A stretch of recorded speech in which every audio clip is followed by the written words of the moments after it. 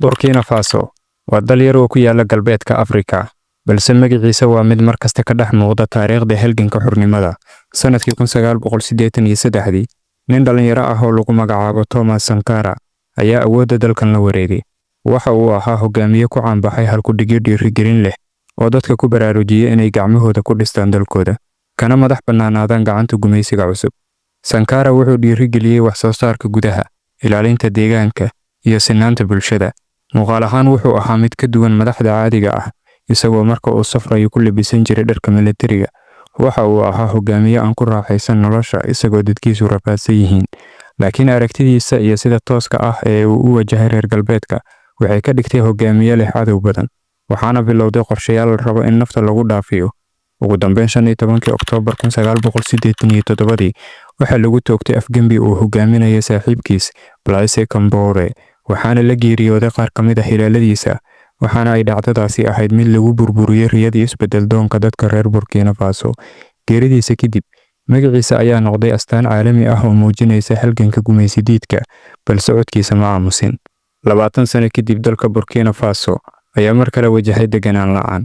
Sanadkii 2022, hogaamiyihii waqtigaas Paul Henri Damiba ayaa lagu afgembiyay, waxaana xilka la wareegay sargaal da'yar ah oo lagu magacaabo Ibrahim Traoré.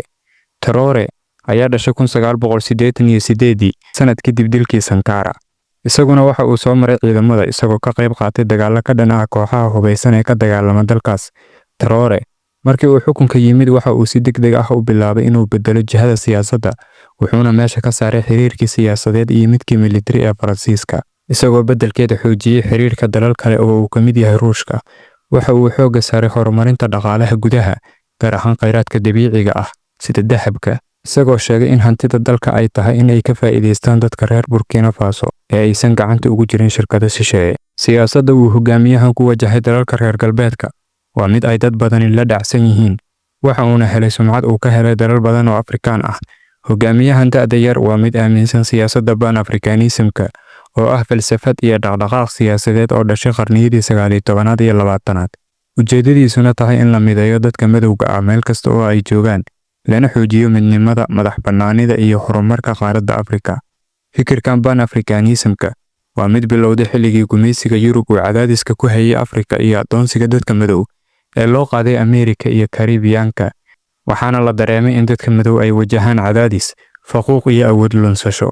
Waxaana markaas loo arkay xalka keliya ee looga hortagi karo dhibaatadan in ay tahay in dadka madowga ah ay u midoobaan iskana caabiyaan gumaysiga reer galbeedka. Tan iyo markii uu xukunka qabtay hogaamiyahan da'da yar ee Burkina Faso Ibrahim Traoré, waxa uu ka badbaaday ilaa 29 kiis oo isku day dil ah, waxaana la tuhunsan yahay in isku dayadaas ay ka dambeeyaan qaar ka mid ah dalalka reer galbeedka oo aan la dhacsanayn hogaaminta Ibrahim Traoré. 12 Abriil sanadkan 2025, dowladda Burkina Faso ayaa sheegtay inay gacanta ku dhigtay 9 qof oo la sheegay inay abaabulayeen dilka Ibrahim Traoré, iyadoo sheegtay in qorshahan uu ahaa mid isku dhafan oo ay abaabulayeen dad degan gudaha dalka iyo dibaddiisa. Kabtan Ibrahim Traoré marka laga soo tago inuu xukunka xoog kula wareegay, haddana waa hogaamiye ay dadka Burkina Faso taageersan yihiin, waana hogaamiye aaminsan in aysan dadkiisu marti ka noqon talada dalkooda. Haddii Ibrahim Traoré uu sii wado siyaasadda ku wajahan madax-bannaanida Afrika iyo iskaashiga dalalka saaxiibka la ah sida Mali iyo Niger, waxaa dhici karta in Burkina Faso ay noqoto xarun muhiim u ah isbahaysiga dadka madow ee ka soo horjeeda saameynta xooggan iyo faragelinta reer galbeedka. Burkina Faso waxaa mar soo maray Thomas Sankara oo astaan u noqday madax-bannaanida, isku tashiga iyo la dagaalanka dulmiga, isagoo naftiisa u huray fikirka ah in Afrika ay ka madax bannaan tahay gacan ku haynta dowladaha shisheeye. Muddo sanado ah kadib, dadka reer Burkina Faso waxay aaminsan yihiin in ay heleen ruuxda Thomas Sankara oo kale, isaga oo sii wadi kara halganka madax-bannaanida iyo difaaca sharafka shacabka reer Burkina Faso. Inkasta oo labada hogaamiye ay ku kala jireen laba waqti oo kala duwan, haddana waxa ay wadaagaan hal aragti oo ah in shacabka Burkina Faso iyo guud ahaan Afrika ay mudan yihiin nolol xor ah, cadaalad ah oo barwaaqo ah. Mustaqbalka dalkana ay ku xirnaan doonto sida ay shacabka iyo hogaamiyeyaashoodu u ilaaliyaan mabda'aas, una dhisi karaan mustaqbal ay hormuud u tahay madax-bannaani dhab ah.